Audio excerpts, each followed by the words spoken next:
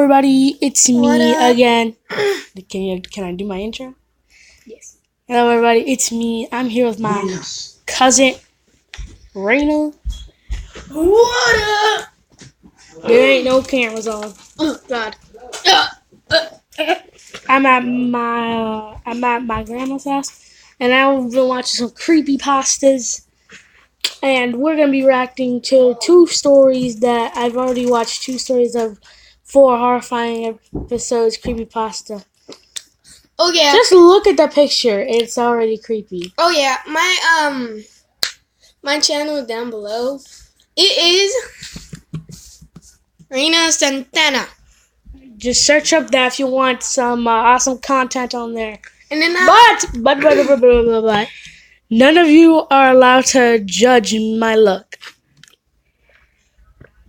next. nor my cousin's look. Anyways, let's get into this video. Oh, yeah. Don't forget to slap a like. Check out Raina's channel. Subscribe. Yeah, subscribe. Hit that notification bell to be notified every time I upload, because I'm going to be uploading daily. And me as well. Yeah. And comment your favorite part of this video. And also comment if you got scared. So let's get into this. We're going to be reacting to 2 more horrifying creepypastas. Oh yeah, rest in peace my other channel. I had like reprogrammed my laptop and it died. Like no one else subscribed to it because I wasn't uploading on it. So please go to the other one. Type down below in my next video. Rest in peace. Other YouTube channel. Yeah, search that up any time of the day. So, yeah, let's get into this video. Enough stalling. We've been on a few 2 minutes. Raina, come on, we have to react to something. Anyways, let's get into this. 3, 2, 1, go. I just want to start off by saying, if you want an answer at the end, prepare to be disappointed. My eyes are crying. There just isn't one. I was an intern at Nickelodeon Studios for a year in 2005 for my degree in animation. It wasn't paid, of course. Most internships aren't. But it did have some perks beyond education. To adults, it might not seem like a big one, but most kids at the time would go crazy over it. Now, since I worked directly with the editors and animators, I got to view the new episodes days before they aired. I'll get right to it without giving too many unnecessary details. Yeah, that ain't fair. You get to view all those episodes before they even come out. Think about all the people. He probably gets to view the movie before it even comes out. Oh my God, that sounds so good. Like seeing the What if he gets a copy of the movie? Like he gets the copy, take it home, and just watch it. He gets to watch it days before it comes out. Maybe even months before it comes out. Are these your Five Nights at Freddy's headphones? No, I left those at home. No. Yeah, besides the Foxy headphones. I couldn't find a Withered Bonnie one. Or a Bonnie one for all I say. Oh yeah, Also, donate. Donate? This ain't no live stream. Donate your organs. Just go on my live stream. Donate. I will share some of the money with my cousin right over here. I'm pretty sure that goes into your Google account. And Yeah, yeah, sure. Donate money on YouTube? Yeah. Heck yeah, you can. You dummy. Uh-huh. Okay. So let's get back into this. Oh yeah, this is just gonna be multiple static screens. I don't know. We're doing a They video. had very recently made the SpongeBob movie, and the entire staff was somewhat sapped of creativity, so it took them longer to start up the season. But the delay lasted longer for more upsetting reasons. There was a problem with the Series 4 premiere that set everyone and everything back for several months. Me and 2 other interns were in the editing room, along with the lead animators and sound editors for the final cut. We received the copy that was supposed to be Fear of a Krabby Patty, and gathered everyone around the screen to watch. Now, given that it isn't final yet, animators often put up a mock title card, some sort of inside joke for us, with phony, sometimes with lewd titles, such as How Sex Doesn't Work, instead of Rockabye Bivalve, when SpongeBob and Patrick adopt a sea scalar. Y'all can't tell, but I'm over Nothing here particularly doing funny, the but work-related chuckles. So, when we Really? saw the title card, Squidward's Suicide, we didn't think it more than a morbid joke. One of the interns did a small throat laugh at it. Yeah, Jose. The happy-go-lucky music plays as it's normal. Idiot's channel. And go subscribe to Luis JYW, and I'll subscribe to my friend's channel, Crazy Dav Coco. Crazy Dav 47 Coco. That is my friend's channel. It's all Crazy Dav. Crazy Dav is all capitals, and the Dav is spelled. It doesn't matter. Sums up not anyway. But Coco is the littles. Story began with Squidward practicing his clarinet, hitting a few sour notes like normal.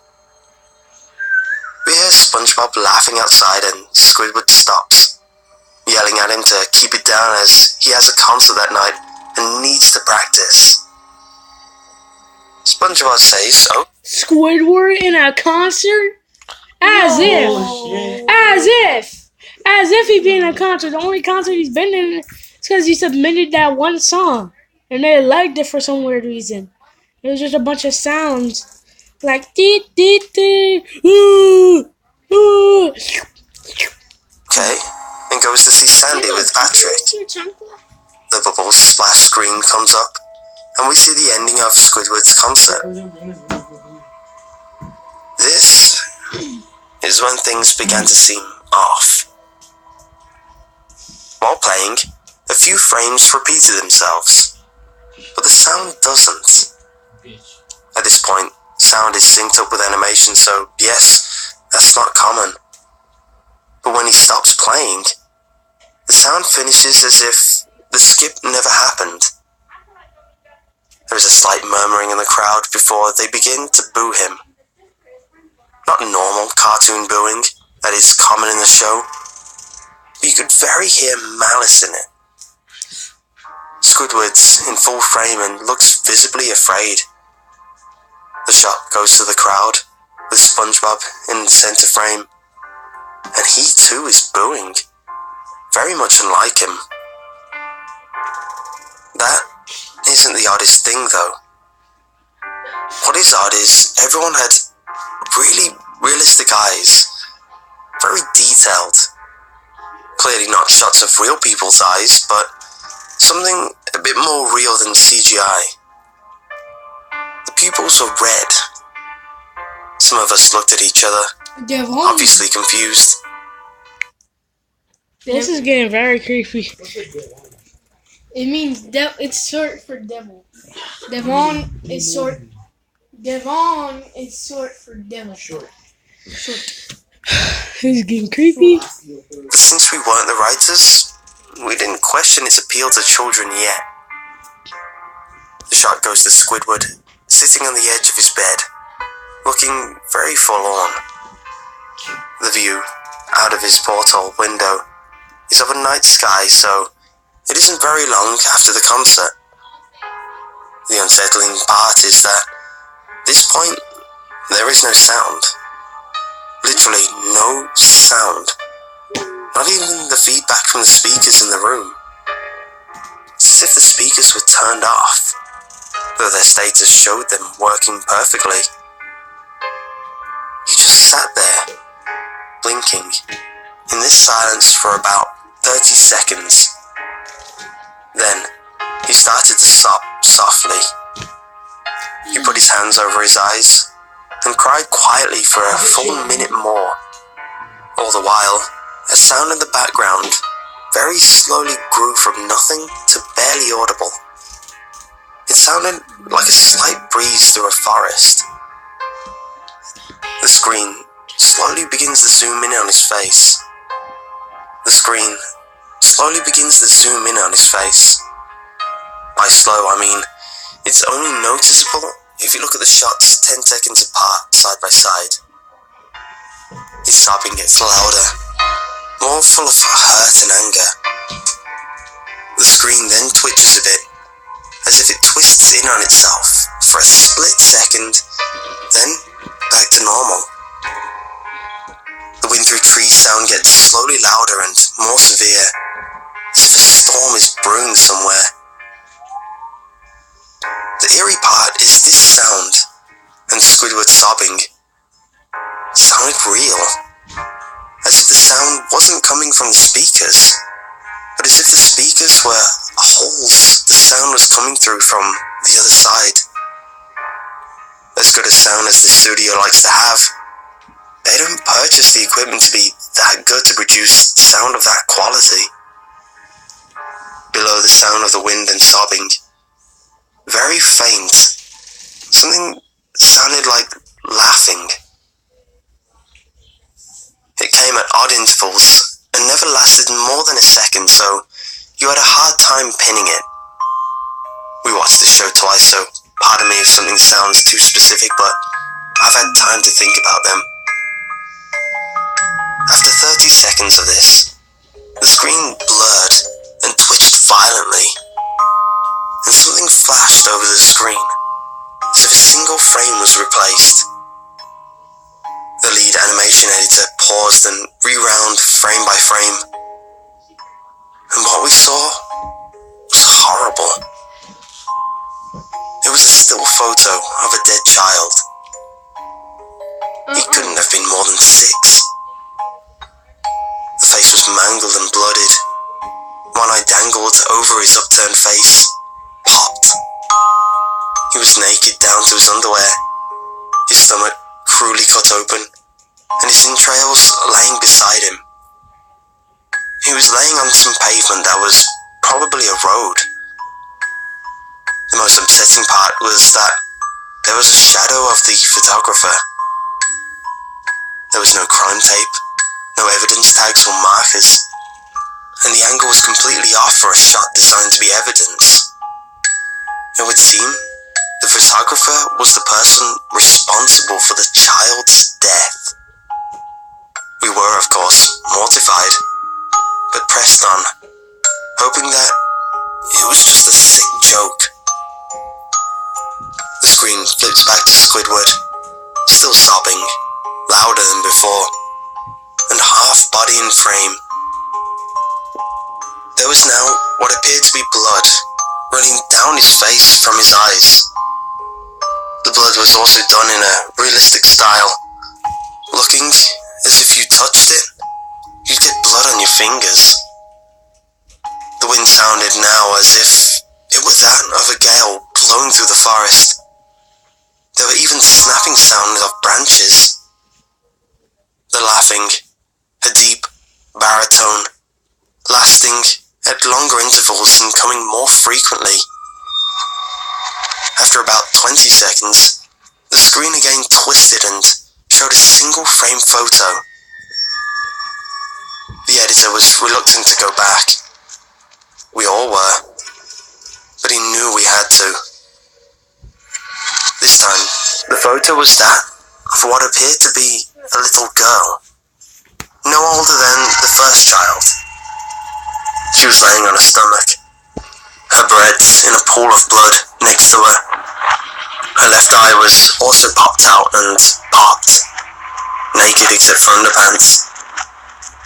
Her entrails were piled on top of her, above another crude cut along her back. Again, the body was on the street, and the photographer's shadow was visible. Very similar in size. We are recording the videos. Man, Raina. In shape to the first. I had to choke back vomit, and one intern, the only female in the room, ran out. The show resumed. About 5 seconds after the second photo played, Squidward went silent, as did all sound. like it was when the scene started. He put his tentacles down, and his eyes were now done in stunning detail, like the others were in the beginning of the episode. They were bleeding, bloodshot, and pulsating. He just stared at the screen, as if watching the viewer. Donate money to After about 10 seconds, he started sobbing, this time not covering his eyes. The sound was piercing and loud, and most fear-inducing of all is his sobbing was mixed with screams. The tears and blood were dripping down his face at a heavy rate. The wind sound came back, and so did the deep voice laughing. And this time, the still photo lasted for a good 5 frames. The animator was able to stop it on the 4th and backed up. This time, the photo was of a boy, about the same age, but this time, the scene was different. The entrails were just being pulled out from a stomach wound by a large hand, and right eye popped and dangling, blood trickling down it. The animator proceeded. It was hard to believe, but the next one was different. We couldn't tell what. He went on to the next. Same thing. He went back to the first and played them quicker. And I lost it. I vomited on the floor. The animation and sound editors gasping at the screen. The 5 frames were not as if there were 5 different photos. They were played out as if they were 5 frames from a video. We saw the hand slowly lift the guts out. We saw the kid's eye focus on it. We even saw 2 frames of the kid beginning to blink. The lead sound editor told us to stop. He had to call in the creators to see this. Mr. Hillenberg arrived within about 15 minutes. He was confused as to why he was called down there, so the editor just continued the episode. Once the few frames were shown, all screaming, all sound again stopped. Squidward was just staring at the viewer, full frame of the face, for about 3 seconds. The shot quickly panned out, and that deep voice said, "Do it." And we see in Squidward's hand a shotgun. He immediately puts the gun in his mouth and pulls the trigger.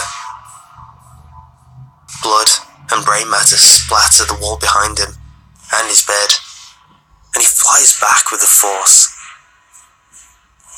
The last 5 seconds of this episode show his body on the bed. On his side, one eye dangling off what's left of his head above the floor, staring blankly at it. Then, the episode ends. Mr. Hillenberg is obviously angry at this. He demanded to know what the heck was going on. Most people left the room at this point, so it was just a handful of us to watch it again. Viewing the episode twice only served to imprint the entirety of it in my mind and caused me horrible nightmares. I'm sorry I stayed. The only theory we could think of was the file was edited by someone in the chain from drawing studio to here. The CTO was called to analyze when it happened. The analysis of the file did show it was edited over by new material. However, the timestamp of it was a mere 24 seconds before we began viewing it. All equipment involved was examined for foreign software and hardware, as well as glitches, as if the timestamp may have glitched and showed the wrong time. But everything checked out fine. We don't know what happened, and to this day, nobody does. There was an investigation due to the nature of the photos, but nothing came of it. No child scene was identified, and no clues were gathered from the data involved, nor physical clues in the photo.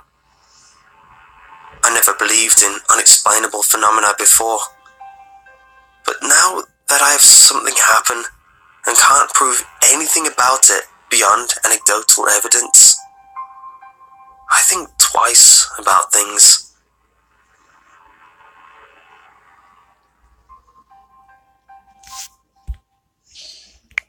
Ed, and Eddie. Ed, and Eddie. Alright. I don't know if we're gonna have time to watch the rest of this. We have to watch it off camera. Or, part 2. Yeah, we can do part 2. Alright. Oh, okay. Okay, I'll do a part 2, but I'll only release it if you all enjoyed it. But if you didn't enjoy it, then I'll most likely delete that video. The part 2. Please comment down below and say #I subscribed. Yeah.